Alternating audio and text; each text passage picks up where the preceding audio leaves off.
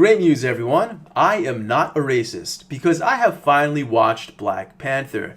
And now I have to disavow my previous video in which I basically took the attitude of, what's the big deal here? What makes a superhero, a black superhero, so much different than a black action hero, or the hundreds or thousands of black action heroes who've come before him?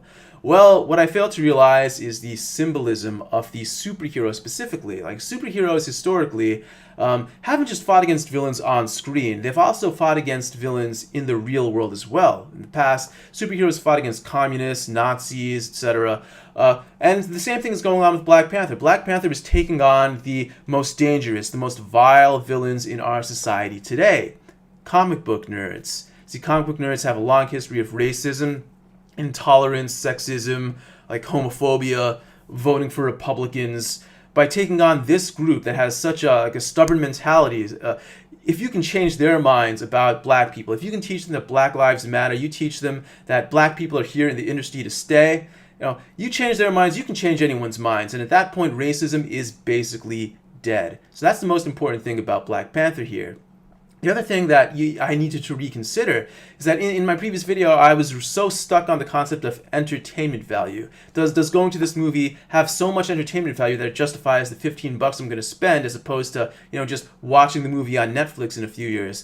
Well, that's the wrong way of thinking about it. Like, what's the biggest accomplishment of Black Panther? Unlike other movies where you have to consider entertainment value first and foremost, the biggest accomplishment of Black Panther isn't entertainment value necessarily. It's just being made. The simple fact that this movie was made is the accomplishment, and that is what you're paying for. And if it's entertaining on top of that, that's great. But you want to give money to this movie regardless of how entertaining it is, because then more movies like it will be made.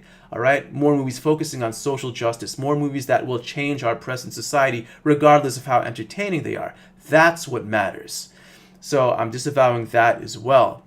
However, I do have to talk about how entertaining the movie is, simply put, because some of you are racist.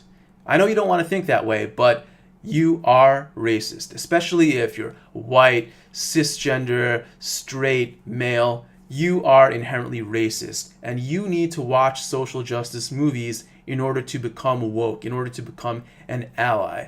And we need to hear your voices, because black people, they can't succeed on their own, right? They need white people to back them in order to make these movements truly successful, especially support from white women. Because if you only get this support from white men, from straight white cisgender men, then it's a little patronizing, right? Because they're at the top of our society, but you get support from white women. White women are underprivileged, and being underprivileged, white women are basically just like black people. So when you have white women just talking all day on Twitter and Facebook about how they support all the social justice and how it really sticks it to the white man, that's what really helps black people move forward in our society today. And that's what we need. We need support from white women to support black people in order to move these movies forward, in order to accomplish social justice. So that is why I'm going to talk about entertainment value, for that reason and that reason alone.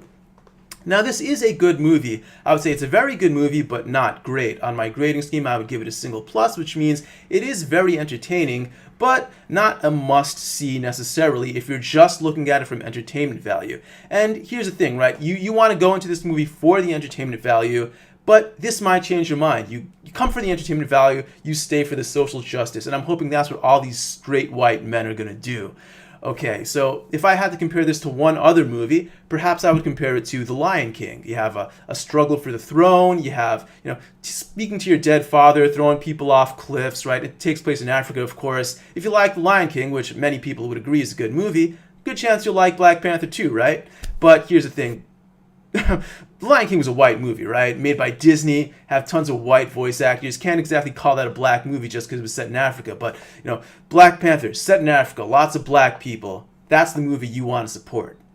Now, the suit, like in my previous video, I expressed a few reservations about what's this guy's power? What's the Black Panther's power? If I hadn't heard about it, maybe it's not all that special, right? Superman, he can fly. Everyone knows that. Spider-Man shoots spider webs. Everyone knows that. But what does Black Panther do that's so panthery? Well, not that much, actually. He has these, retractable claws, but doesn't really seem to be all that powerful or do all that much. I mean, he lives in this technologically advanced society. He has this really power suit. It's like a Power Ranger suit, basically. It just gives him an all-around stat increase, makes him faster, makes him stronger, makes him more immune to damage. They added some sort of like kinetic energy absorption and release thing here, but that doesn't seem to be historically part of his powers. It seems to be added just for this movie. But, that's all right. Just be aware that, just because no one's talking about what these Panther powers are, doesn't mean the powers aren't cool. That's just not so important to the Panther's identity. The CG was fine. I've heard some people complain about the CG, but I'm not that big of a critic of CG. I thought it was just, it was okay. I think it was actually pretty good. The coolest thing about this movie was the bad guy, right? You can't have when people talked about a black superhero movie, they were all excited about the hero. I was more excited about the villain, because you can't have a black villain without a black superhero, right? You can have a black superhero, he can beat up on white guys, he can beat up on Hispanic guys, he can beat up on anyone, that's cool. In fact, in this movie, he takes a lot of swipes at this white guy, and all the black people take a swipes at this white American guy, call him like a colonizer, yeah, like take that white guy. So that's cool, but the black villain in this movie, it's a role that you don't get to see much because you can only have a black superhero defeating him, or it's racist, right? So he's a cool guy. He has a lot of interesting perspectives. Not something you see too much. Really unique thing about this movie. One of the stronger points of this movie, definitely. Now the story itself, typical superhero origin story. Good. A good movie. Don't get me wrong. Just not so special that I will think of it as the greatest example, for example, of a superhero movie. Not that many bad jokes. Some people warned me there would be a lot of really stupid jokes, and of course other superhero movies have tons of really crappy jokes. It's not necessarily a superhero movie, but the latest Star Wars movie, really chock full of social justice, right? But so many crappy jokes, oh my god. This movie, Black Panther, yeah, it does have its fair share, but it's nothing out of this world, right? Not too bad, not too bad. The one thing that is dicey about Black Panther, I guess, is the cultural appropriation. If you want to think about it that way, and you shouldn't, and let me tell you why. You see, you might accuse Black Panther of cultural appropriation because you have this one tiny country called Wakanda, this fictional country where Black Panther is from in Africa, that, it has cultural aspects, it takes cultural aspects from all parts of Africa that may have nothing to do with each other, parts of Africa that may be antagonistic towards each other. But that's okay, because we have to remember that in terms of social justice, and according to some of the themes of this movie, all black people are the same, and Africa is one monolithic culture that has to stick together.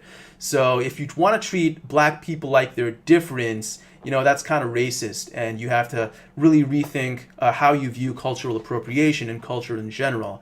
And you have these black American characters who can't really do all the black accents, and maybe they're putting on black clothing or African clothing for the first time in their lives, and you have to ignore this because it's racist if you do it. But for black people, it's totally cool. All black people, this is one culture, right? One continent, one people. That's how you're supposed to think about it according to the rules of social justice these days. They culturally appropriated the Hindu god Hanuman. You see, one of the tribes in Wakanda is associated with a monkey god. For some reason, they didn't choose a monkey god from Africa. I guess it's considered racist to associate black people with monkeys, so it's better to do that with Indians, and that's more socially fair. And that's basically it, I think. A good movie, a very good movie, just not great in terms of entertainment value, but I guarantee if you watch this movie and you keep social justice in mind, you will become a better person for it, just like I have.